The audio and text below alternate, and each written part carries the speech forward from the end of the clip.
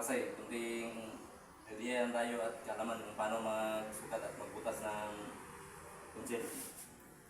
Ito, papakita ko sa inyo. Yung pagitan nila ng punsil, sumukat lang kami ng 2 inches. Saka pagdating din dito sa 2 inches, para sa butas ng punsil, kumuha kami ng 2.3 cm. 2.3 cm ito. 2.3 cm. May dalawang option yan kung paano ang diskarte. Sa ibang gumagawa ng mga kabinet, ginaganito nila. Saka itong punsil, ginaganyan na nila. Dinikit na dyan tapos guguhitan. Pero sa amin, sa akin diskarte,